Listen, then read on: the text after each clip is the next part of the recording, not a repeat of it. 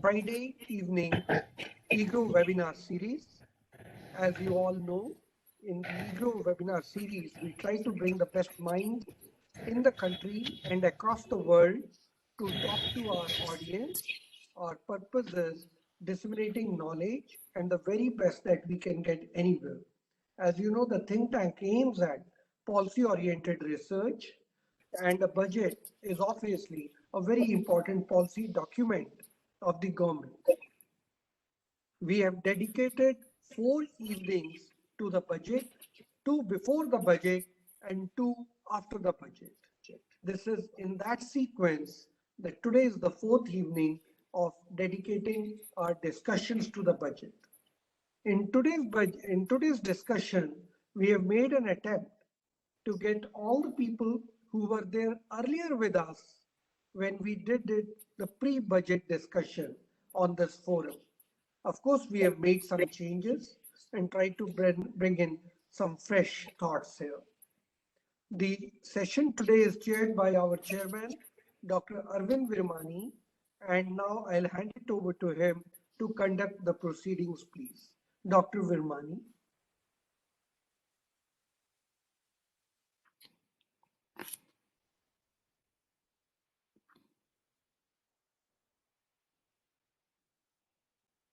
Can't hear. Hear you. Yeah, so the idea now is to get the informed and analytical content comments of everybody, and I guess everybody has had a chance to see the budget and seen it on TV. So I hope we'll get kind of more analytical and comments and perhaps a forward-looking thing. So with that, let me start straight away. Our first speaker is Professor Upinder Sawhney, Professor of Economics at Punjab University. Professor Sawhney. Good evening, Dr. Virmani. Thank you all. I thank EGROW and everybody else here this evening for being a part of this discussion. I'm just going to make a couple of quick points because as I can see that a lot is going to be covered by the fellow participants on different aspects of the budget. So as we all are aware that this budget was meant to be an economic response to COVID-19 because last year the budget was completely washed out in that sense. The year was washed out. So the first thing that I would like to focus on is that the finance minister has really made a very good provision for infrastructure. This has been a long-awaited aspect of the budget, which has not attracted so much attention as this year. So a development financial institution for infrastructure, a magnanimous 34% increase in capex for infrastructure is something which is really good, and it is going to kickstart the growth in the economy. However, I would like to point out here that normally, and as we all know, that the emphasis on infrastructure is likely to give the return only in the medium to long term.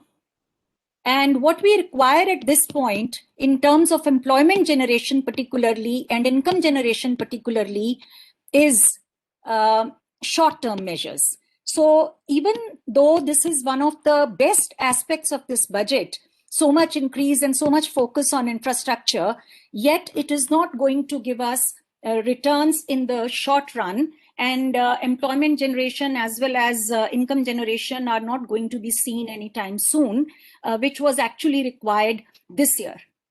Also, the history of Indian economy in the post-independence period tells us that this is not probably the best way to increase the rate of growth of the economy and consequently an increase in employment. because this is what we need at this point in time.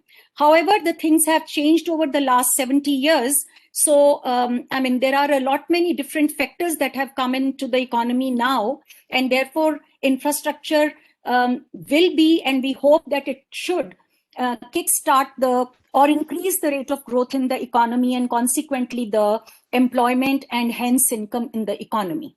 This is one. Number two, I would like to point out that the expectation from this budget was that this budget will be stimulating the demand in the economy so that we are able to bring about more growth in the industrial sector as well as in the services sector, etc., increasing employment opportunities, income, etc.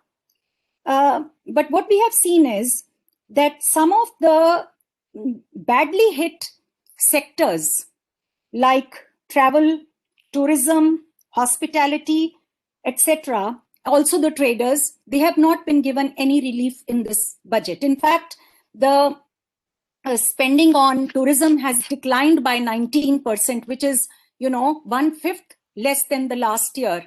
And this is one of the sectors, civil aviation. These are some of the sectors which have really been hit hard by COVID. And obviously, these are very, very large employers. If you look at trade, hospitality, etc., these are very large employers, and a lot many people have lost jobs in these sectors. But this has been completely left out of the budget. On the other hand, in order to increase consumption, some steps should have been taken.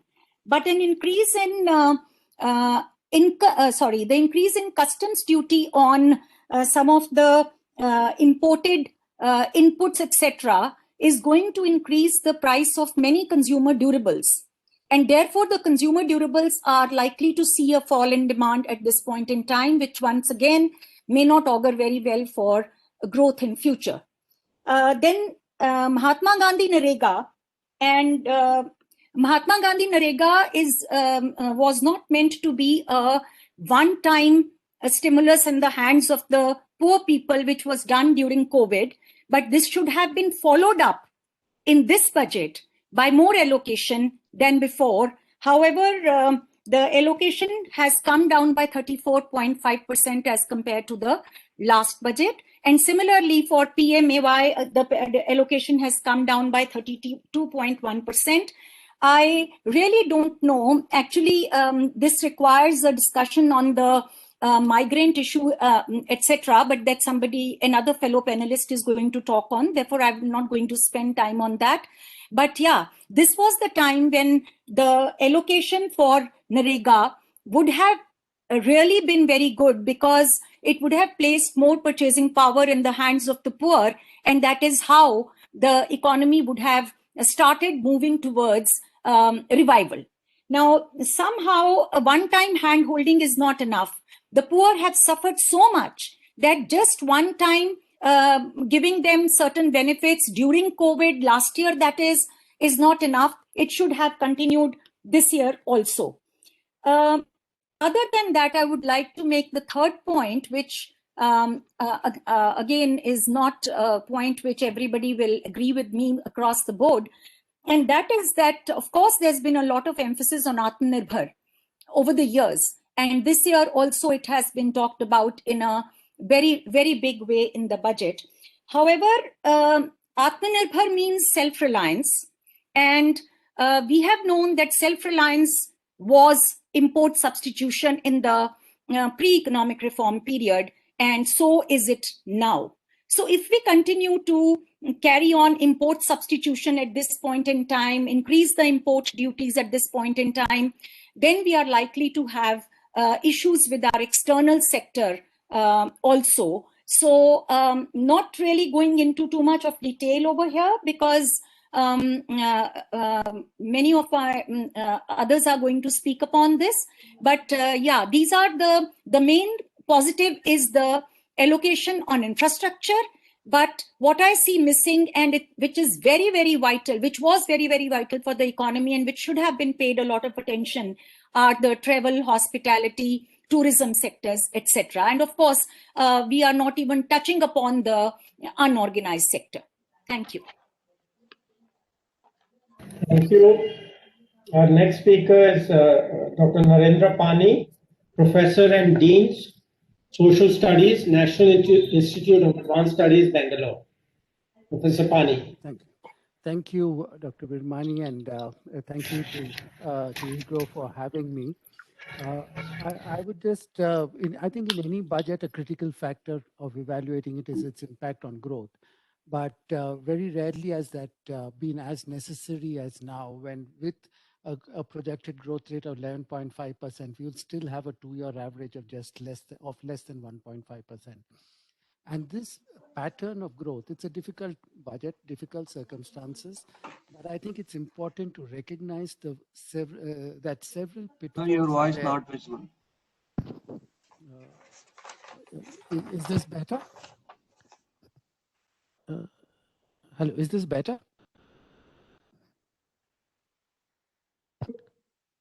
Yeah. Okay. So I was just pointing out that the need to look at growth, at the growth strategy implicit in this budget, is something that that has not perhaps got the attention it deserves. That's probably part of the strategy is we must recognize has come at a time of great pressure. The COVID-19 pressures are there, both in terms of a decline in revenue of 21% and an increase in expenditure to try and maintain some kind of demand of over 13%. So the deficit, while a common sort of expectation was it would double from the budget estimate of 3.5% to 7%, has gone all the way up to 9.5%.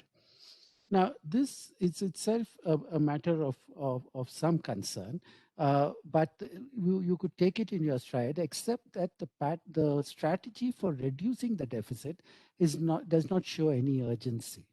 Right? It is 6.8% again in the next year, but and even in 25-26, it is only expected to come down to 4.5%, and even that is well above what was the budgeted estimate for the current year. So we are really looking at a strategy of a continuing deficit, based upon and consequently one of continuously rising borrowings.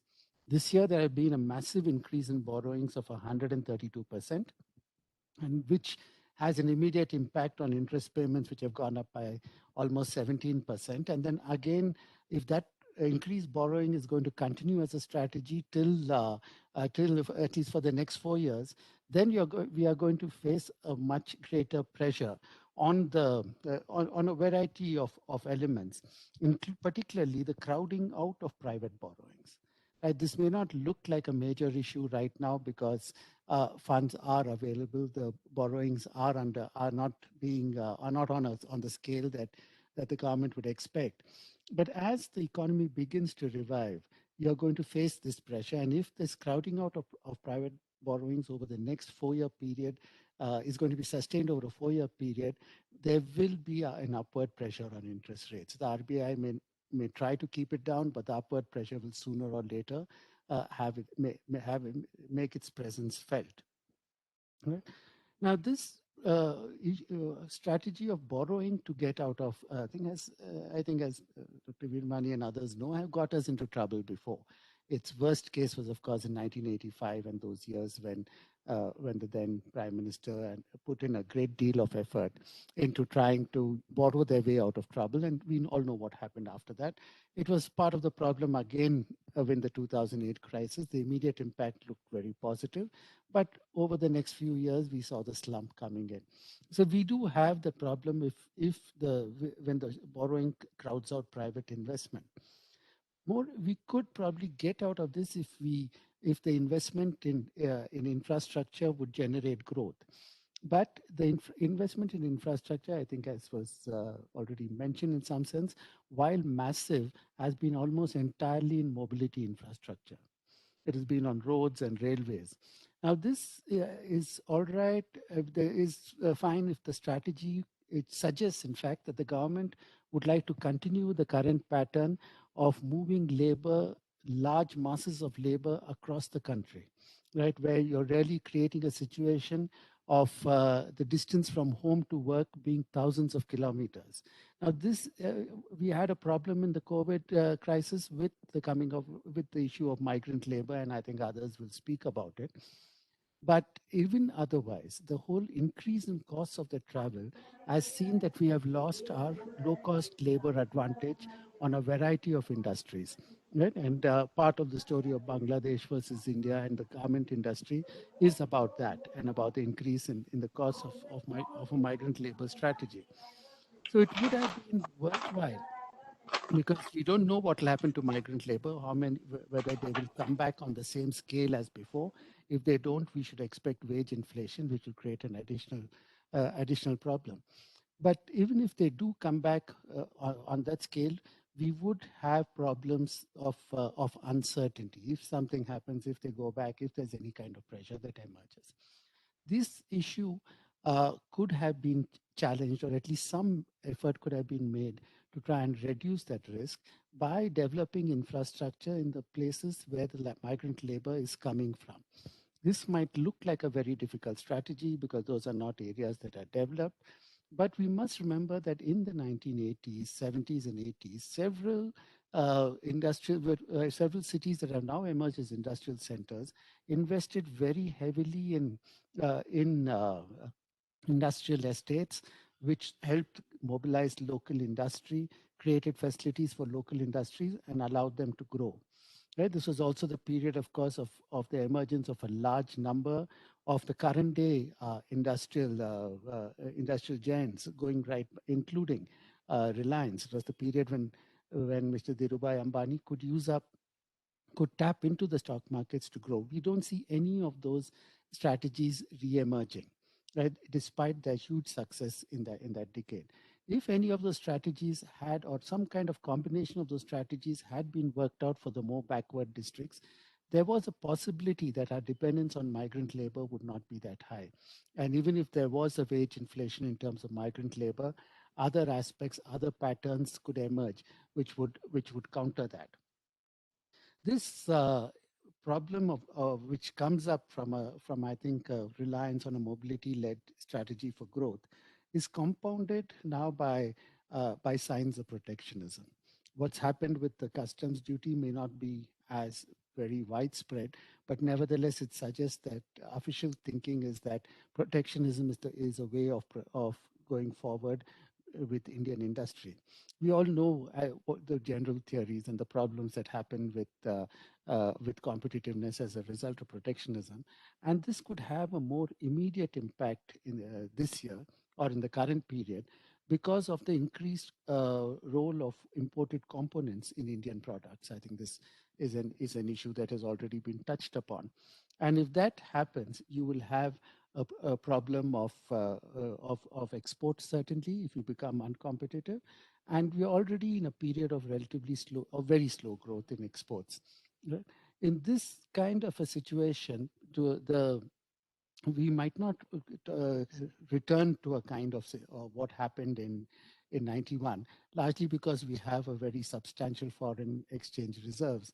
But the fact remains that that these foreign exchange reserves are not leading necessarily to greater investment. They're largely in equity.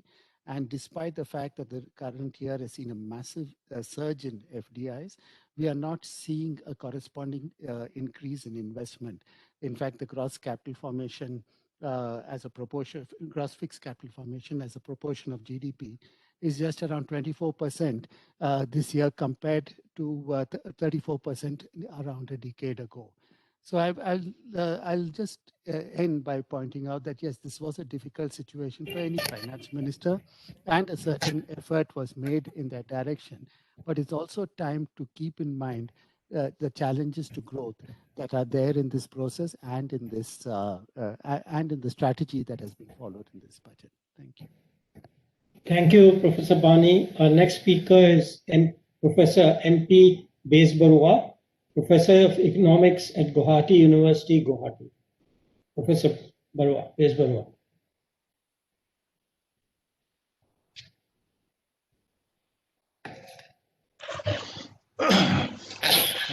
Good evening to everybody.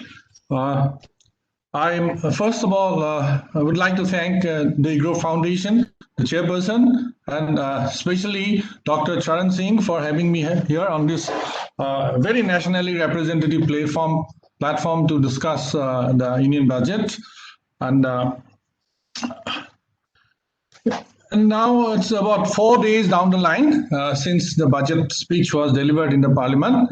And one feels that the mood in the country is generally fairly upbeat. There are critics, of course. We have just heard two critics about the budget. But generally, if you look at the stock market and other things, people seem to be upbeat. One of the reasons for this good mood, perhaps, because people are expecting much worse, some kind of COVID tax or something like that, which was not there. So it was probably a big relief.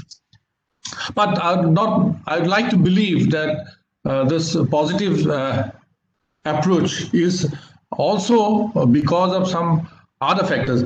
To me, actually, the budget actually portrays fairly, decisive and what should I say, concise, decisive, and clear thinking regarding, how to address the certain present issues. So if we, of course, health, it was expected that a lot of money will be allocated for, enough money will be allocated for the vaccination program. And then, of course, she has been able to do it for health infrastructure also. Good. But what I'm impressed most is what this budget has done for the financial sector, not only in creating that, bad bank and, allocating this some money for recapitalization. Probably she's trying to treat the symptom, but there is also an indication of, inclination for, treating the disease itself in sort of talking about privatization of the banks and, IPO of LIC and so on and so forth. So I believe these are some of the very, very decisive steps she has talked about. And this is something I do welcome. But here, of course, today I chose to talk about what the budget holds for the migrant workers and the informal sector workers. So I'd like to we all know that about 90% of India's workforce actually are engaged in the informal sector, which actually there are four major components of that. Mostly these are the agriculture sector, the rural non-farm sector, the urban informal sector, and also those who are engaged in organized sector units, but through contractors and all that. And we all know that these are the people who actually don't have enough social security, and in the COVID time they have really suffered because people like us who are salaried, we had a kind of a holiday in a way, and many of us have invested our money in the stock market, and stock market was booming despite of, because we could not spend elsewhere. But these are the people who have lost their jobs, income, and so on and so forth. So they were very, very vulnerable. And then if we talk about the migrant workers, I think we are very oblivious about the extent, the contribution extent and of the phenomena of the migrant workers. But the migrant workers crisis, which we faced during the COVID period, that has really, sort of woken us up regarding this. As I see, the migrant workers have made a tremendous contribution, in sort of distributing the gains of reform, post-globalization growth of India, that Indian growth benefit across the country.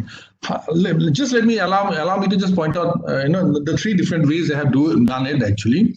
If you look at their origin, these migrant workers are mostly from those states which are lagging behind in sort of, participating in the Indian growth story. So, and their destinations are those states, particularly say West and South, and also in National Capital Territory and all that, which are the areas which have largely benefited from the, the Indian growth story. Now, what this migration phenomena has done is that actually they have reduced the pressure of, labor shortage in the happening areas. So therefore, the growth story could continue instead of rising costs. Now, in the origin areas, the areas from where they hail, there are two very important effects. One is that, they have relieved the pressure on labor supply, excessive labor supply in those areas. So therefore, wages did not plummet, and therefore, there was no bad effect of, sort of on poverty. Secondly, the remittance they send home, actually, this has been the source of consumption expenditure, as well as to some extent investment in dwellings and in, sort of working capital and all those kind of things. So what was happening, in fact, is that this was actually fueling, in poor areas, consumption, and to some extent in rural areas, particularly in their own households, some kind of investment. So basically, they have been the carriers of benefits of development from developed areas to the underdeveloped areas. So they were doing a wonderful job in, having some kind of, tendency to a convergence of the benefits, the sharing of fruits of the Indian growth story. However, we all know now that in doing this great job, they themselves have been living in a very, very sort of vulnerable condition. And we saw how tragic the whole thing was when they had to come home after the whole thing. And I believe this budget actually tries to address this issue. At least they are trying to make a beginning to address this issue. I am, if you remember again, there was a question in Indian Parliament when somebody asked, actually one of the honorable members asked, that is the government going to compensate those workers who have died while trying to come back home and all that? Government said that we are not going to be able to do it because we don't have the information. Okay, so these workers, their information are incomplete. So this portal, which our finance minister is proposing to hold, sort of start where, workers will be tracked and they'll be traced and so on and so forth. I think this is an extremely important thing which was needed to begin with. If any benefits are to be given to the workers, they're talking about one nation, one ration card, which is good, but at the same time, if all the workers have to be covered, this portal, the information sharing is extremely important. So this is something I believe is a very, very positive step. The other thing is that she is also expressing the intent of, covering all the informal sector workers, all the those benefits of, say, Provident Fund and, what was that?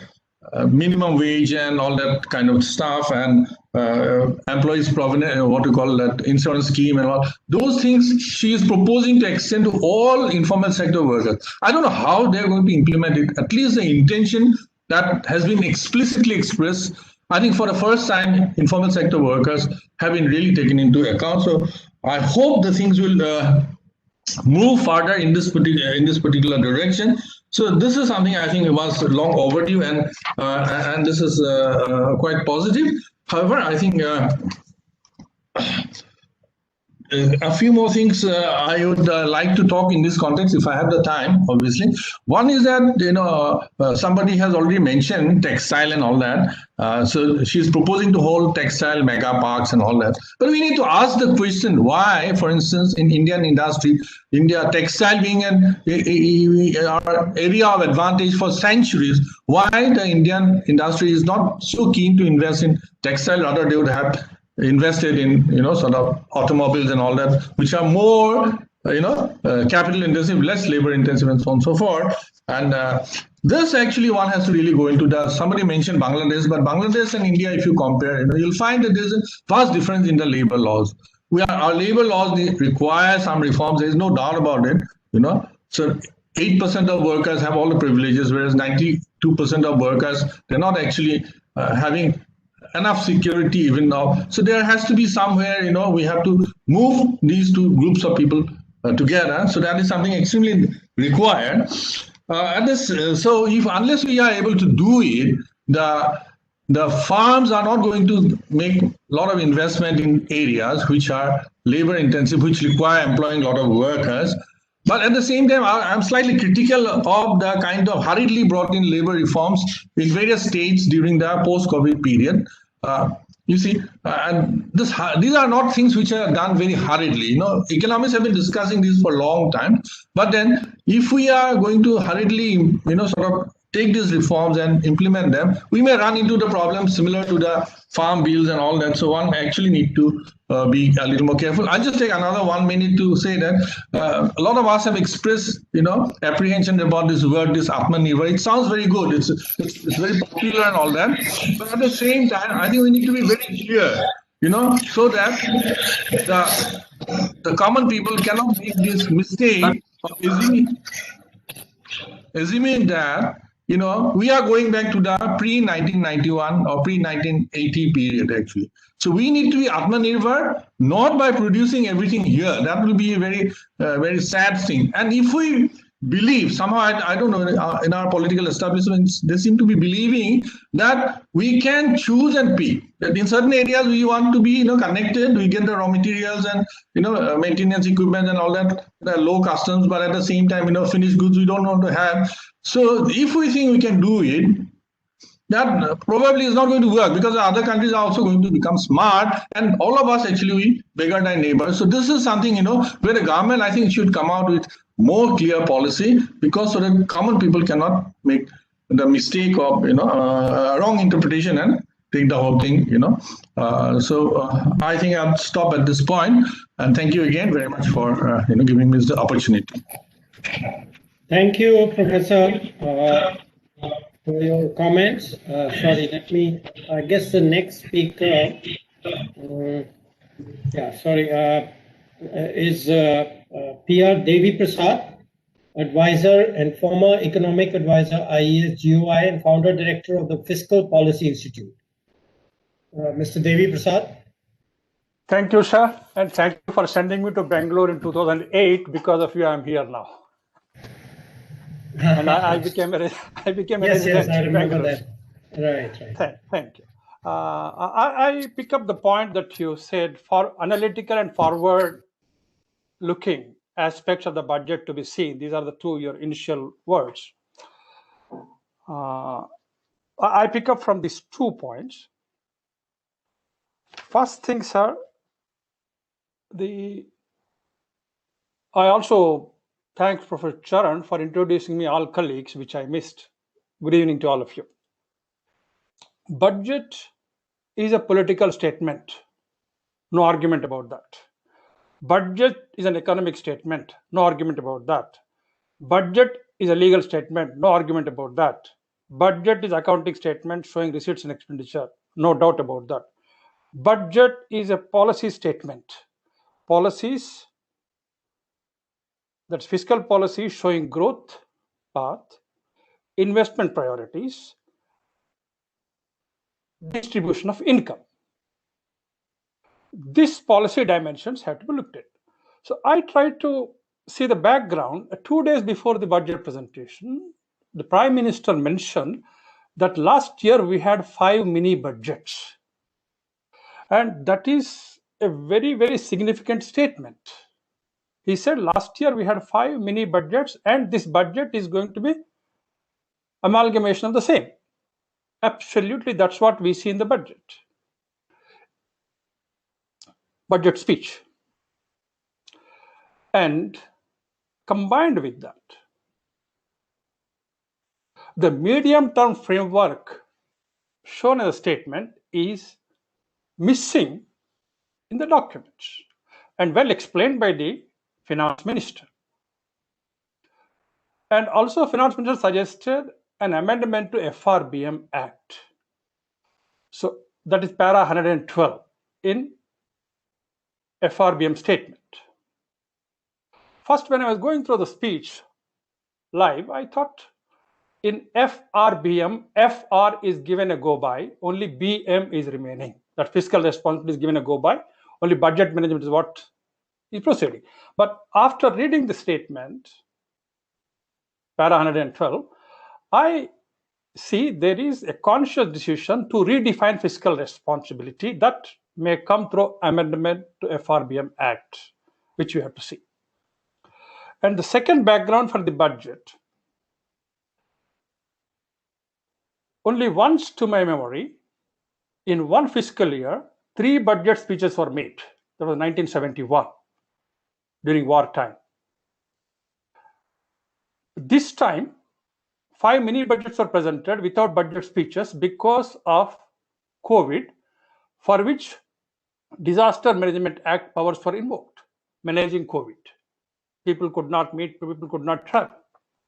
So it's perfectly justified. The political aspect, sir, forward looking, as long as we have elections every year, we will have political statements through a budget. leveraging the expenditure priorities, which cannot be disputed because it is MPs who vote the budget, not even members of Rajya Sabha. Therefore, it is linked to elections. So I look forward that if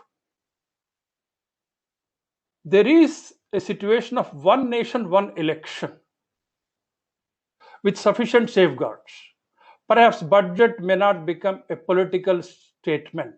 Budgets may not be linked to elections, and budgets may become a policy tool with certainty in assumptions and certainty in policies for 5 years. This aspect also has to be seen in one nation, one election. Having said that, I was looking at the budget from the perspective of fundamental rights. Which are the expenditure priorities that have strengthened right to life? One nation, one ration card, food subsidy, vaccine are directly strengthening right to life. Infrastructure expenditure, roads, railway tracks, are strengthening the right to move anywhere in India with more efficiency and more safely. So the budget, without making the legality fundamental rights, it is explicit. But one aspect I missed in the budget speech and allocations is about distribution of income, measures addressing that, because addressing inequalities is also part of constitutional mandate through directive principle of state policy. That announcements explicitly were missing, which should come in budget speeches. That's what my expectations. Next, I go towards this being extraordinary situation. We have extraordinary times. So what budget should do in future? Because I was working in budget division and managing budget in 7, 8, 9 in North Block, including printing aspect. Now the system has gone for digital budgeting. That means on apps and on tablets. That means the minister as well as everybody who is part of the system gets 10 more additional days to fine-tune the budget. That's a good measure. Otherwise, earlier you have to give everything for printing 10 days in advance. So that comes as a precedent setting. All the allocations, I said right to life, right to move anywhere in India, well protected, well promoted. Most of the expenditure are aimed at protecting the citizens.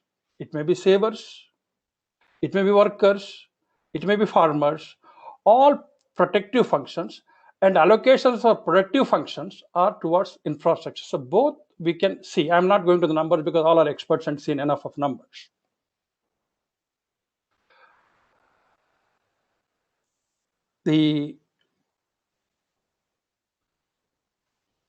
What comes out if you read fine print in the budget and related statements under FRBM, most of the BE 21-22 are compared with RE 20-21 or provisional actuals of 2019 and 2020.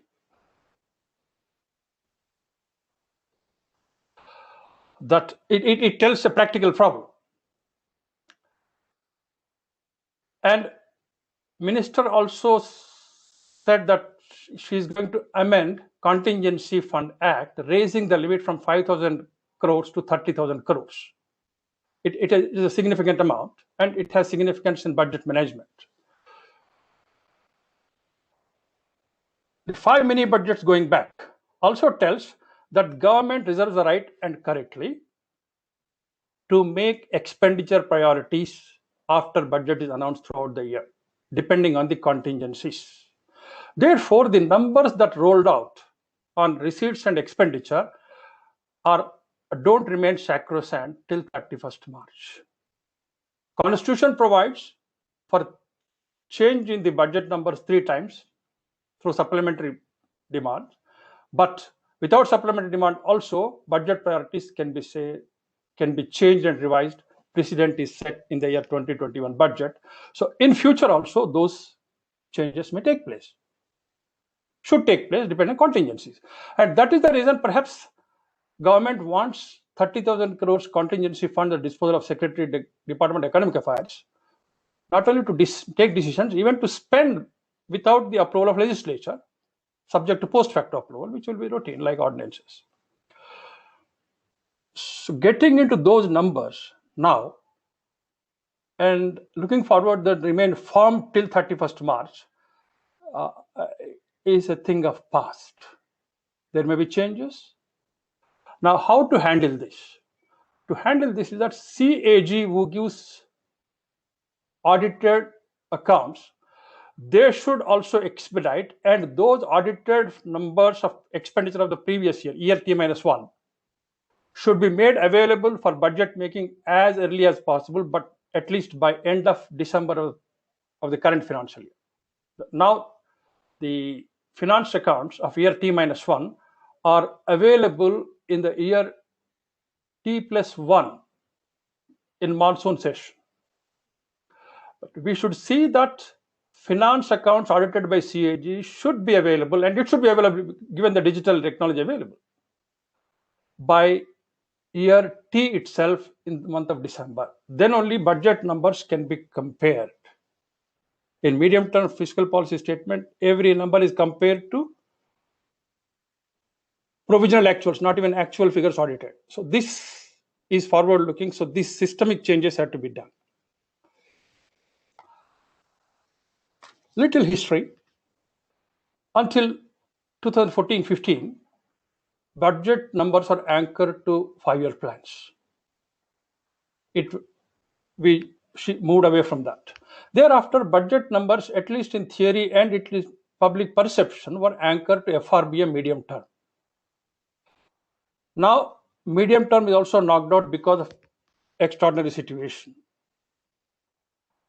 Therefore, we have to see how Finance Commission, which is a constitutional body on a 5-year cycle, that is also aligned with budget in medium term. I take medium term as 5 years. Therefore, the budget should be anchored to Finance Commission recommendations. You agree, disagree, but that cycle should be honored, without which there won't be any anchor for budget strategy, budget allocations, budget performance assessment. So I look forward for FRBM amendment to address these aspects. Now, this requires creating a permanent secretariat for Finance Commission and redefining going back to the original role of Estimates Committee, who will have mandate to look into estimates before, during, and afterwards, including costing aspects. So the Parliamentary Estimates Committee should be given a higher role going forward. Is it possible? Yes, it is possible. Constitution already provides. We need not create new amendments. Within the existing constitutional framework, all this can be done.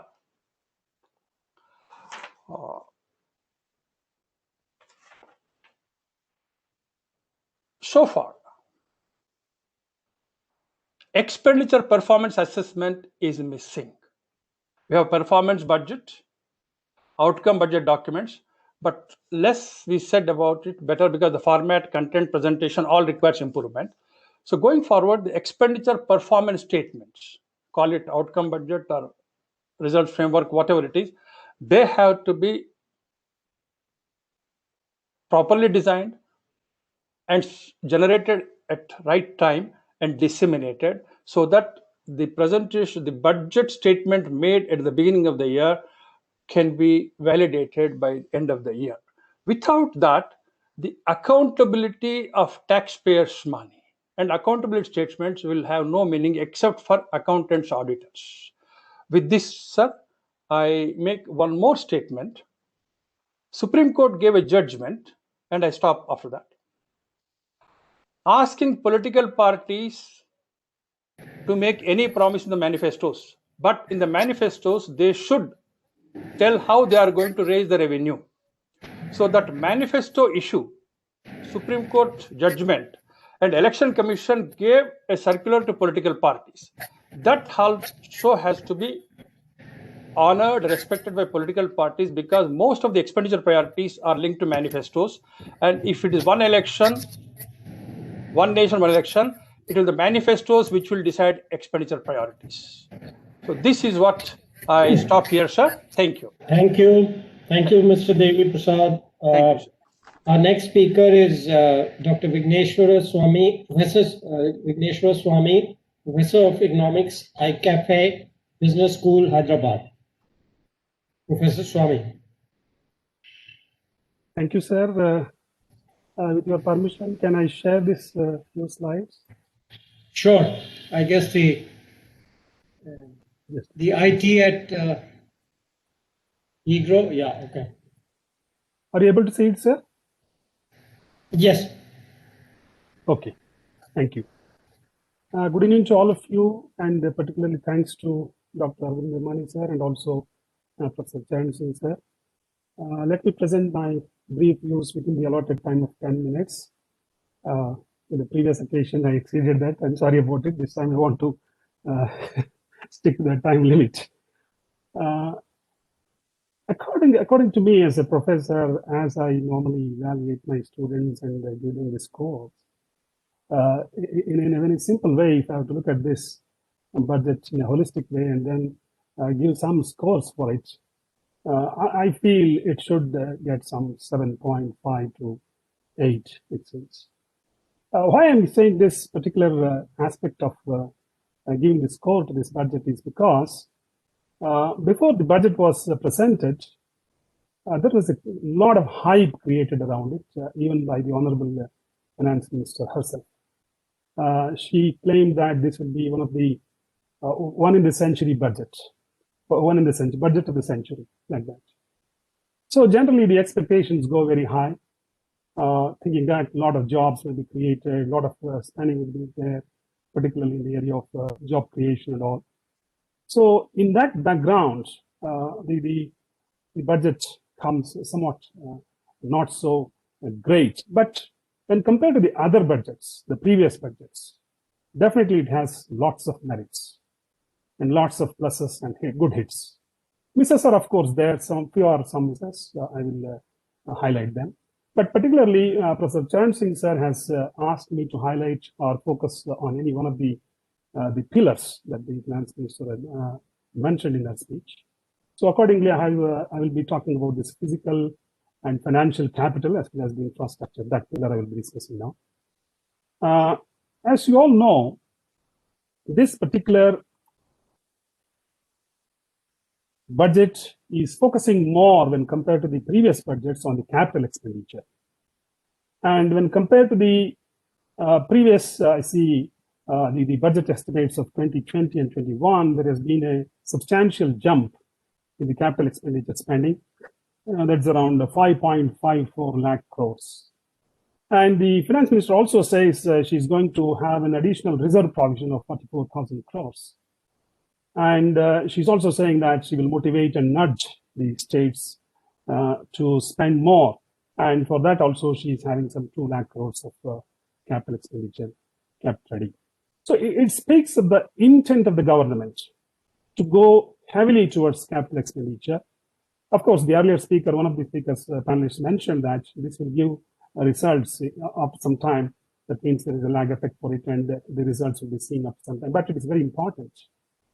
We need to have a substantial spending in terms of capital, of course, even though the results may be seen in the next years. But this is really, really a good move. And this particular aspect gets 10 out of 10, this particular aspect from me, because so far, much of the previous CE budgets did not focus more on capital spending, as everybody knows that the capital investment multipliers are very high and they add to the growth process in the country. And if you look at the job creation aspect, I feel, even though there are some critics who are saying that nothing has been done towards the job creation, but I have a view that the government has focused on job creation as well. And the Atmanirbhar Bharat production-linked incentive schemes, which are now running in a fast pace, and they will also create more jobs, and they will add to the existing jobs also. Why I'm saying this is recently I had the opportunity to discuss with some of the industrialists, and one industrialist from Delhi area, that is I think Gurgaon area, he was saying now because of this PLI, he is going to induct more people, and there will be a huge scope for his company to produce more.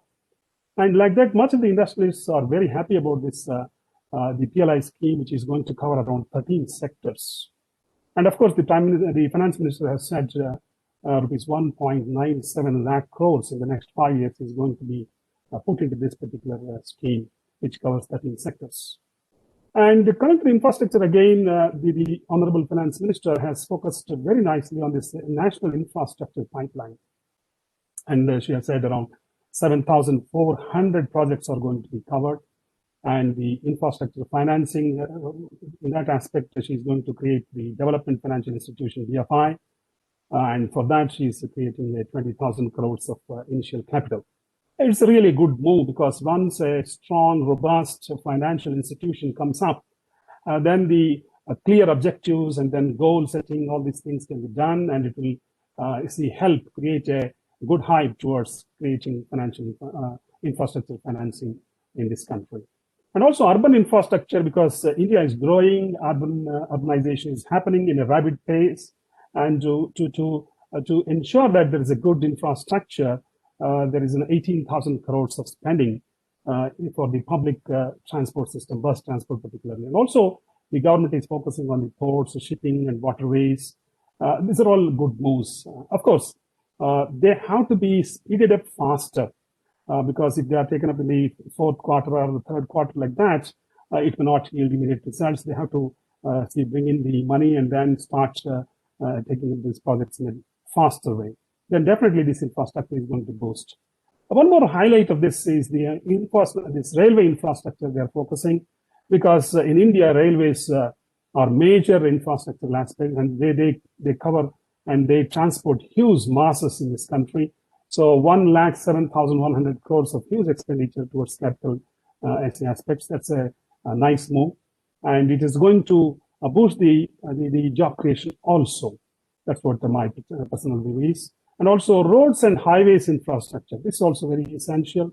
These are very primary needs of the growing economy. And here also the finance minister is bringing around 1.18 lakh crores. So that much of money she's bringing in. And also the energy infrastructure. I think Ujjwala scheme already has created a bigger impact on the economy, a very favorable impact, and now they are going to cover around 1 crore more beneficiaries. This is a very nice thing, and especially the poorer sections of the society, and particularly the women, will get benefited from this particular move.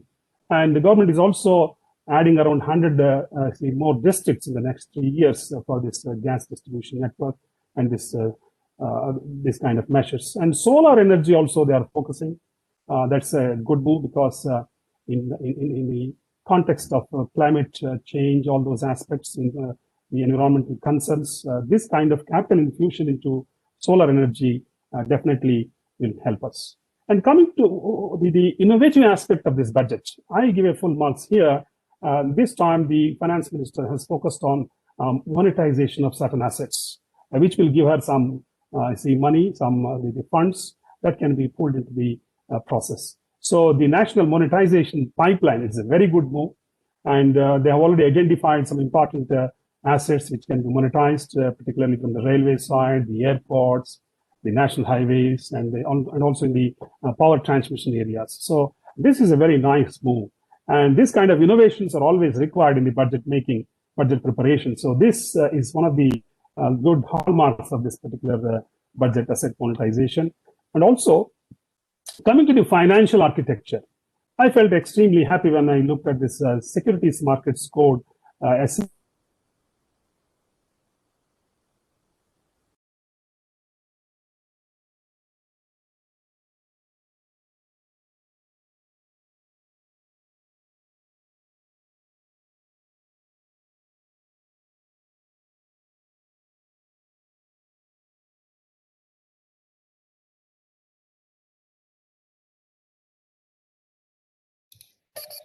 Yes, sir, got cut off.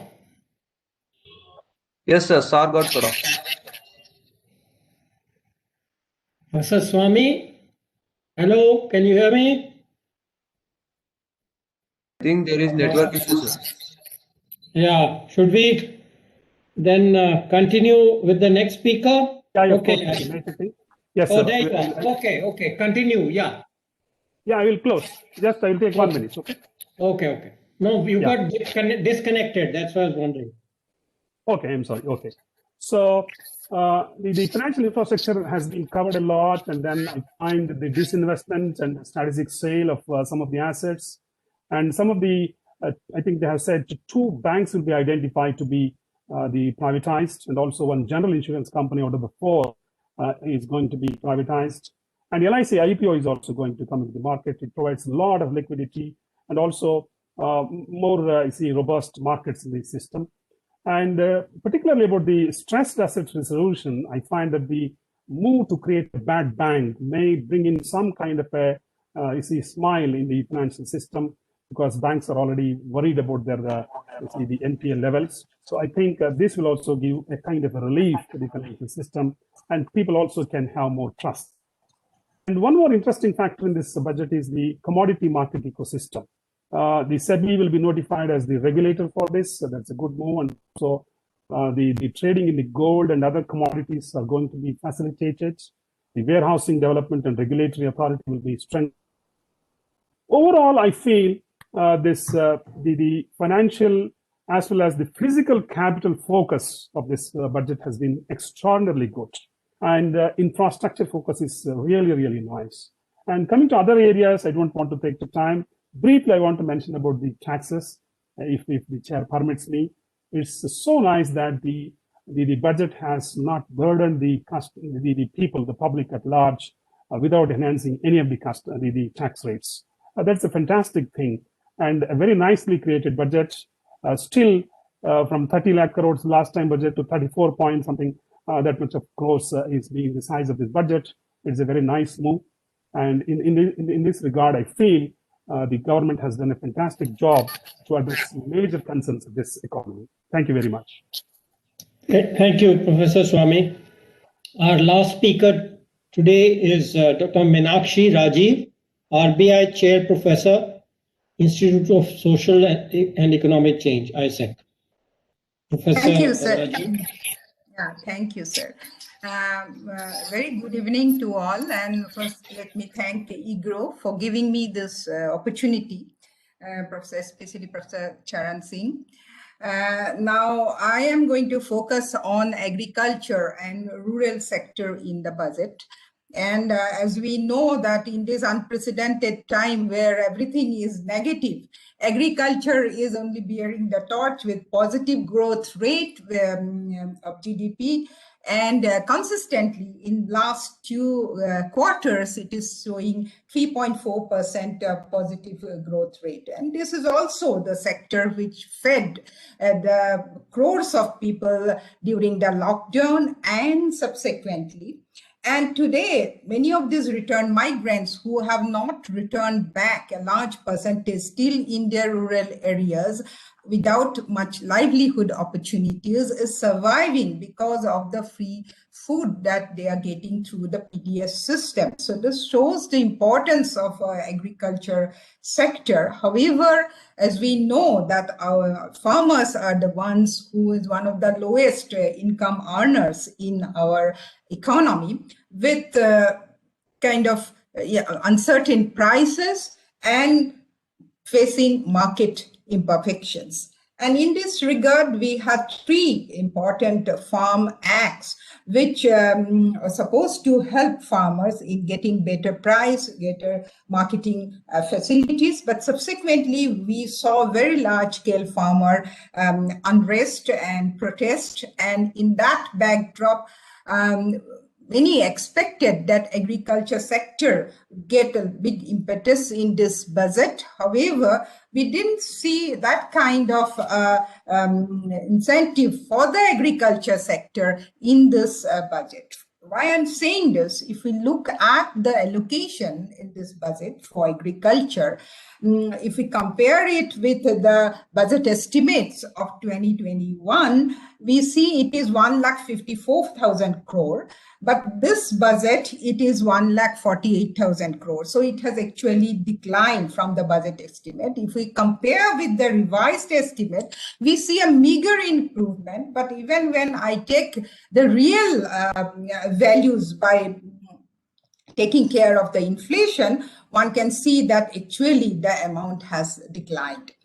And the finance minister at length in the budget speech talked about how government has procured considerably compared to the UPA regime, and especially in recent time during last 2 years. For example, in case of wheat, where in 2013-14 the procurement, the farmers got about 33,000 crore, which is more than which is kind of doubled into 2019-20 to 62,000 crore, and further increased in 2021 to 75,000 crores. So basically, it is also stated that now the agriculture infrastructure fund can be used and will be made available to the APMCs. So all these initiatives and statements sounds like one is trying to reassure the farmers that about the procurement which is going to take place and about APMC's infrastructure. So basically, so the post APMC bypass bill, we see this kind of reassurance statement from the finance minister. The secondly, in the similar vein, finance minister also talked that the government is committed to the minimum support price and assured that 1.5 times cost of production will be given as minimum support price. Now, this is a commitment government made in one of the previous budgets also, 2018-19, where government said that there will be price deficiency compensation facilities.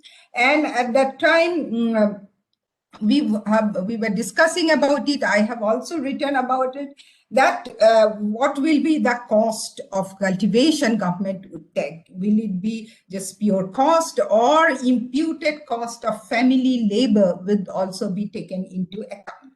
And then, but ensuring, here the problem is that the ensuring how the large number of small and marginal farmers actually get the minimum support price on ground, because this needs huge monitoring and associated cost. Many of the small and marginal farmers sell their product at farm gate or at the local level, and therefore ensuring that they get MSP, or if they do not get MSP, exactly what price they sell to prove that and get the deficiency compensation is really a difficult task. At that time, budget, the finance minister talked about establishing 22,000 rural huts to upgrade into Grameen agriculture marketing setup, where this record, etc., will take place. And a corpus of 2,000 crore rupees was allocated for this purpose. So one was expecting that, given this Agriculture Act, some kind of local level marketing infrastructure would be a focus of this budget, developing such marketing infrastructure at the local level so that the farmers can have better marketing facility, was something I have not seen in this budget. Coming to the third aspect regarding agriculture and rural sector is agriculture credit. Here, it is nice to see that there is an improvement in agriculture credit allocation, which is about rupees 16.5 lakh crore, which was previous year budget target was about 15 lakh crores. So there is improvement. But I was surprised to see another thing, that this agriculture credit is basically, I'm getting a background noise, I don't know. But this agriculture credit to farmer is is given at a subsidized rate, which is the short-term agriculture interest rate subvention. Interest rate at which this agriculture credit is given is 7%, 2% subvention, 2% subsidy. Now, if you look at the subsidy figures, interest subvention related subsidy figures, actually it has declined. It was 21,000 crore in 2021, and the revised estimate is 19,000. And this is again has further declined in this budget to 19,468 crores. So this is something which surprises me. But then certain aspects of this credit and interest subvention, I would like to highlight very quickly based on some of my own field research. Field-based research. First thing is that while accessing credit, there is a huge amount of inequality in accessibility to credit, especially the small and marginal farmer. And one of the major problems that the farmers face is not having land records, because mutations of the property rights do not take place automatically, and many states the situation is not so good. And in this regard, actually, it is good to see that Finance Minister talked about record of rights of property in this budget, but this is a major problem which we need to solve. A second problem with regards to credit also relates to transaction cost, which is that in order to access credit, the farmers need to have various kinds of formalities, and one I would like to mention here in the context of transaction cost is the no due certificate. In order to get a loan, a farmer has to bring a no due certificate from all the bank branches in his vicinity, which is a rather time consuming work for a farmer, and also it costs money. And therefore, this is where, in case of farmers' credit, not just the allocation, this is where the digitization should play an important role. We have talked about digitization in this budget, and digitization, we give more emphasis on digitization payment through digitization, POS machines, etc. But these are very important areas of digitization. Number one, land record digitization. Number two is the digitization of farmers' credit history, so that a bank, when he approaches a bank for credit, bank can see electronically whether he has outstanding credit in other banks or not. So these are important areas of digitization that need to be emphasized. And finally, I come to my last point about the agriculture sector, which the finance minister talked about in this budget also, is doubling of farmer income. Here,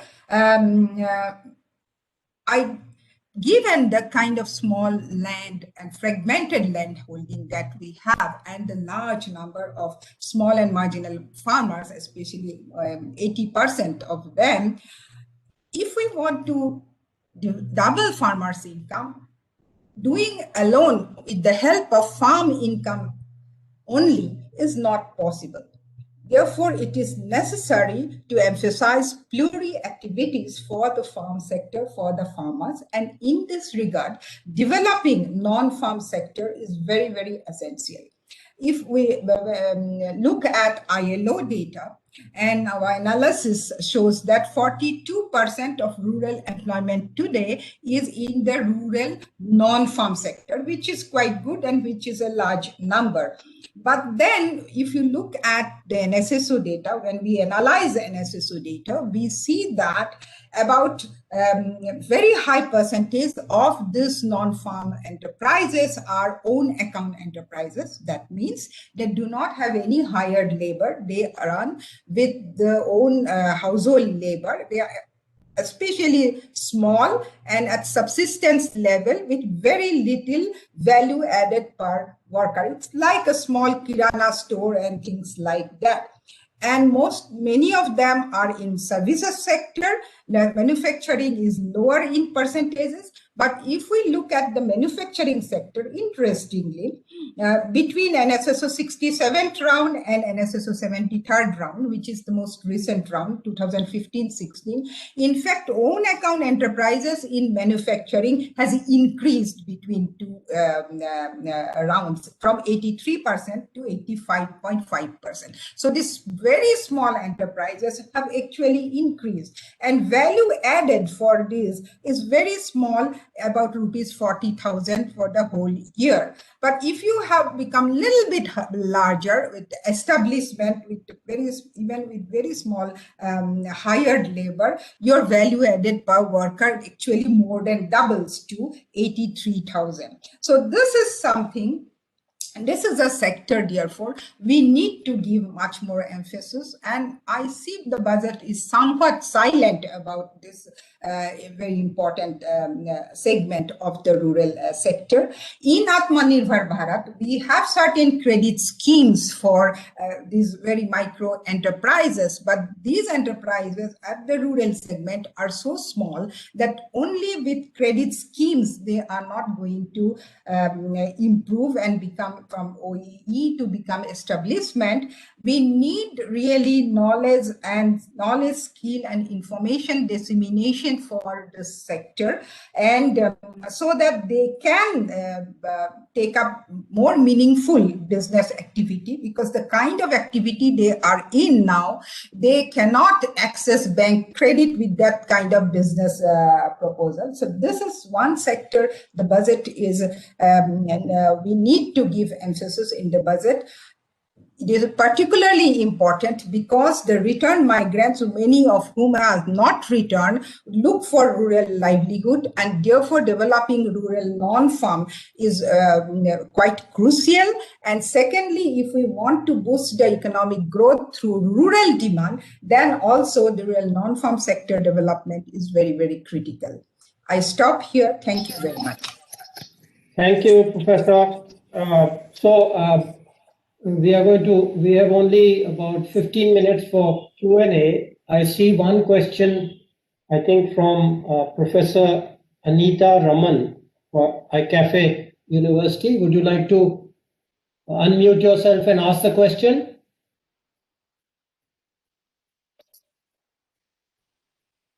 Professor Anita Raman, sorry, Anita Raman, yeah. Question has been answered. Okay, you don't want to other people to hear, you can repeat the question and we'll get Devi Prasad to answer it for everybody.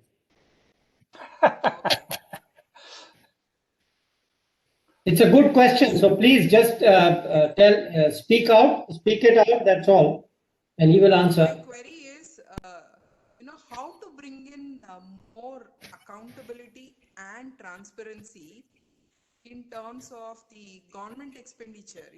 We have huge budgets, we have huge, numbers coming in, and then when it comes to grassroots, there is obviously, the grassroots benefit is not being actualized to the extent it has to be. So to bring in more transparency in terms of what the government says and what it actually meant to be implemented. So to bring in more transparency, what is that we could be doing it?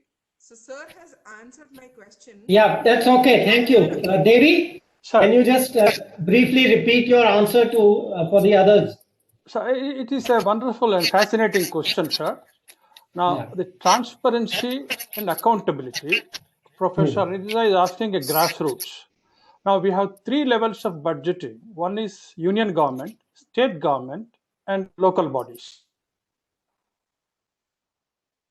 There are implementing agencies also at different levels.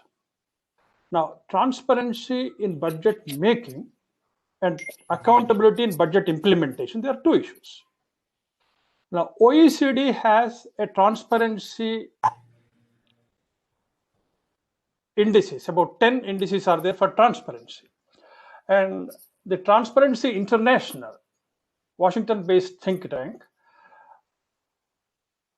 gives rating on transparency to different countries. And India's position, union government budget position, is fairly good, though it has to increase. Having said that, the Constitution itself has a provision in the form of estimates committee with powers to go for costing, estimates committee, and CAG has powers, but these powers have been forgotten, mostly because I see in retrospect of the role played by planning commission.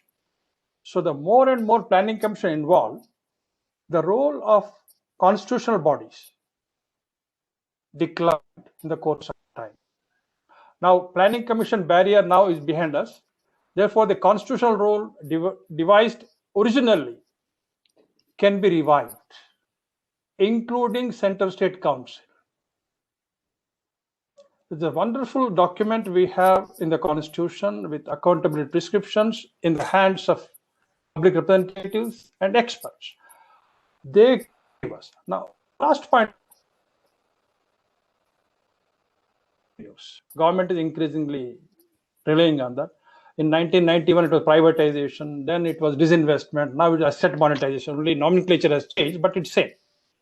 Now, the assumptions behind non-tax revenue, not timing of it. Timing is a market decision, but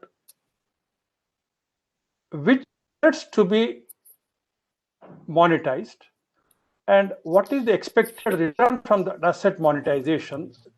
Some assumptions have to be independently validated, and those validation reports should be given to estimates committee in confidence. Of course, they are confidential, and they can come into open afterwards through Parliament. So that is required. Otherwise, non-tax revenue is a very dicey thing. In the beginning of the year, government may assume, say, 1.5 or 2 lakhs of crores as non-tax revenue, but the end of the year, for various reasons, they may not realize even 25% of that. So the transparency becomes very important in costing for revenue assumptions and expenditure assumptions. Thank you, sir. Thank you so much. Can I just add a sentence or two, sir?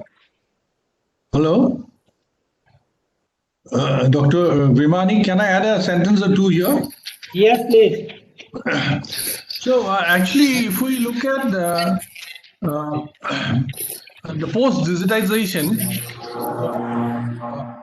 quite a bit of actually benefits which the government has announced are actually reaching the people, but then some people are of course still left out. So it's unfinished work. But I think progressively, the benefits are percolating down to a greater extent. And in this context, I think if we can gradually move to a universal basic income system, I think that will be more helpful, instead of trying to give certain doles here and there and so on and so forth. So in this context, I think some of our state governments, even my own state government, I think the priorities are sometimes lost. So for instance,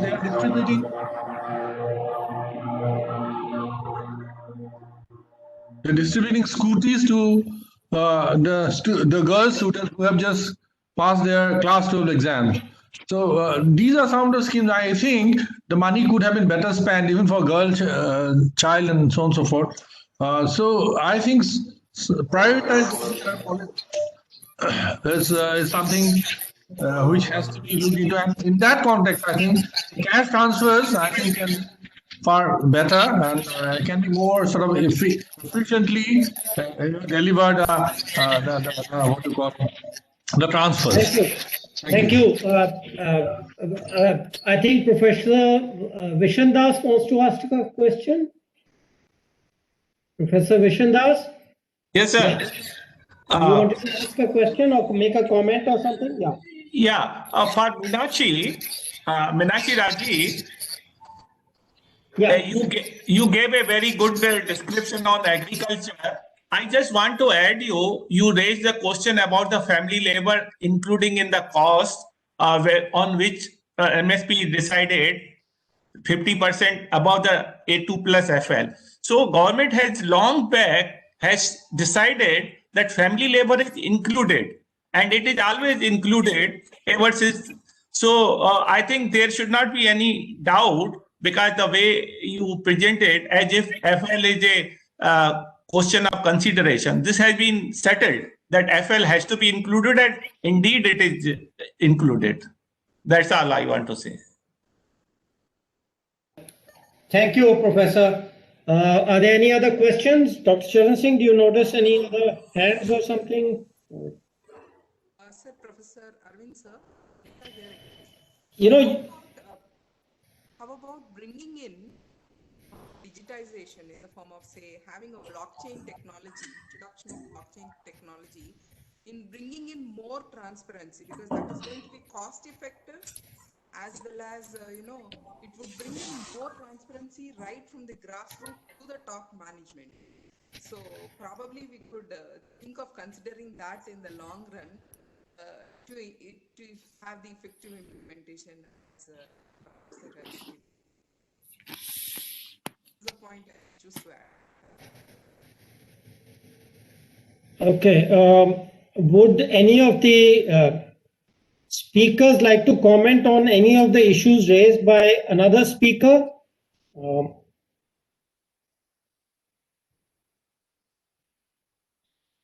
No? Thank you. Okay, Charan, you want to... Sorry, did Professor, did you raise your hand? Okay, yeah, please. Yeah. Thank you, Professor sir. Swami, I think you, and then Dr. Pani, Professor Pani. Yeah.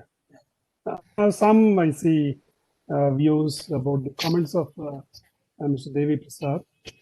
He raised some critical points about the budget making and all those things.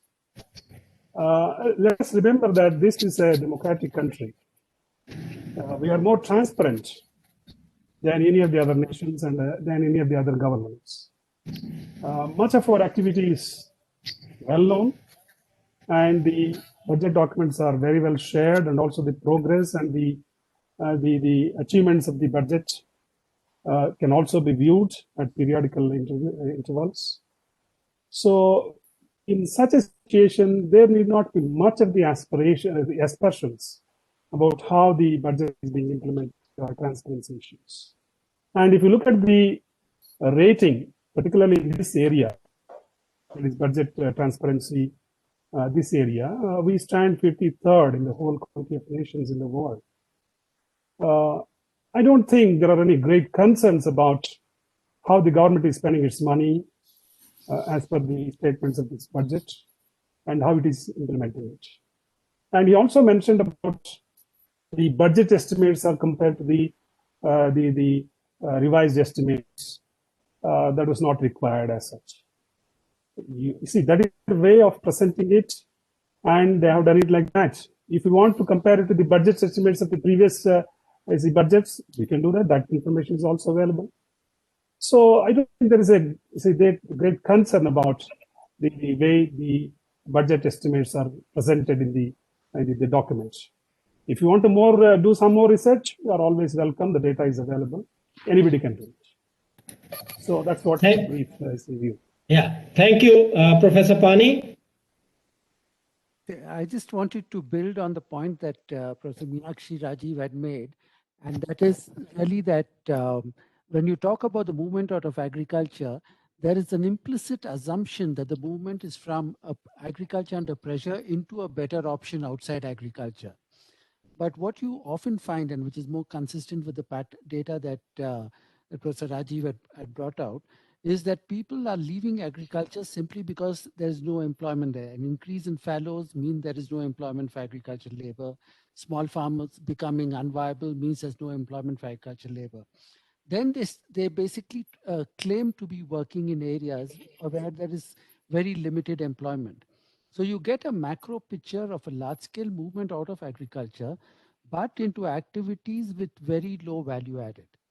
And so in actual fact, it's a sign of a continuation of the distress, that even what agriculture was doing earlier is not being done now, rather than a sign of a progressive movement towards a more rapid and more modern sort of non-agricultural growth.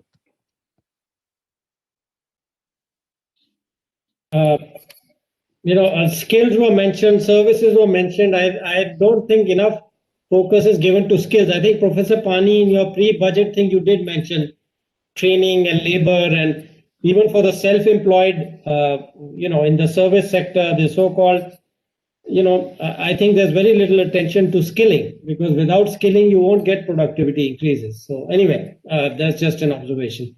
Anybody else wants to, any of the earlier speakers, because I'm going to close the thing in about 4 minutes. So if some brief comments, those who have not, Professor Soni, you want to add anything? No, thank you so much. Sir, one small point. Okay, Professor Swami. Yeah, one small point I will add. See, in the previous webinar series where we discussed about the budget expectations, I had mentioned about the IFSC, International Financial Services Center. Of course, the Gift City has already been established, and a lot of attention is being given to that. And this list, the Honorable Finance Minister has given more focus on that, and they want to strengthen that and also give large number of tax exemptions, the farms that are going to position there in that Gift City. But my expectation was they could have also built one more IFSC at Bangalore, because large number of technology companies and automotive companies are coming there and landing there. In the process, if there was a robust, strong IFSC started at Bangalore, it more better for this. But of course, there will be the government viewpoint says.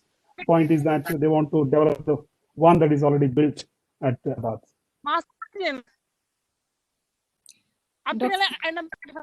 Thank you, sir.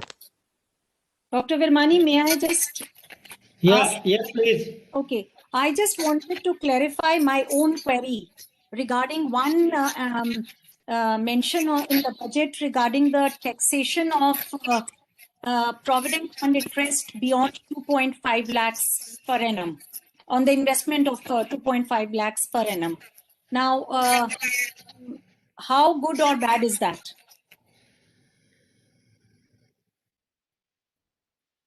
Anybody want to answer that? Sorry, ma'am, I could not hear your question clearly. The taxation of interest on investment in PF beyond 2.5 lakhs per annum, how good or bad is it? If I'm permitted, I will explain. Sure. Yeah. It's simple. What they have said is those who are earning huge, if they are investing in PF, and if that PF per annum is going to get an interest of more than 2.5 lakhs. Only on that 0.5 lakhs, the government wants to tax. It's an investment beyond 2.5. If an it's not investment. investment. It is no. It's not interest greater than 2.5. No. Said it in very, very clear terms. If you read the document, you also can. Then we have to look at the what they are saying is. What they are saying is. Okay, right. This is a factual matter. I don't think it can be debated. It's not a matter of debate. I'm sure the documents can be checked. It's okay. Thank you. I think it's bad news if you are a rich upper middle class person, and I want to retire actually. Otherwise, you need not bother about it. Okay, so Charan, you want to? We have come to end of our session. You want to add anything before concluding? I think we have had a good session. I don't know if Mr. Devi Prasad wants to say something. He hasn't said anything in the second round. No, he answered the main question. He had a lot of this thing. So if you want to give your future programs, etc., just let's conclude it. Sure. So I would like to make an announcement. Firstly, I want to thank everybody. This is an excellent discussion, and it will be on our website tomorrow by noon. So if you want to use it in the classroom or wherever, it's up to you. But the recording will be available, and we are also going to put it on the Twitter, so you will have that too. Next week, same Friday evening, we are planning a webinar by Roman Wachsberg, professor at UCLA Anderson School. The topic is capital flows. So I'm going to request each one of you, we'll send you the flyer in a day or two. I'm going to request each one of you, if you can spare your time and join us. I'm sure it's going to be a very good, intellectually very satisfying. The topic is burning, an experience. So that's the announcement that I would like to make. And we could then conclude if Dr. Virmani permits. Yeah. Okay. Then thank you very much once again, all the participants as well as the panelists for joining us in this discussion. We'll be, please watch out. There are 2-3 things which may come up. We may be changing the time. There is a suggestion coming from some regular participants. If we could change the time to 7:30 or something, and we'll just watch out for that. And I'll keep you informed next week, of course, because Professor Romain is joining from UCLA and Los Angeles, and therefore the timing will be most probably 8:30 in the night. But I'll just watch out for that. And the other thing is thinking in terms of, like, we did a major discussion on the fiscal policy. We want to run a series of discussions on inflation targeting and monetary policy. So we'll come and approach you, so you will know, and we'll keep you informed as that topic also develops. Thank you very much. Actually, all these learned professors, I was thinking of one more topic. Maybe I can get their opinion. This is closed. You can stop the recording.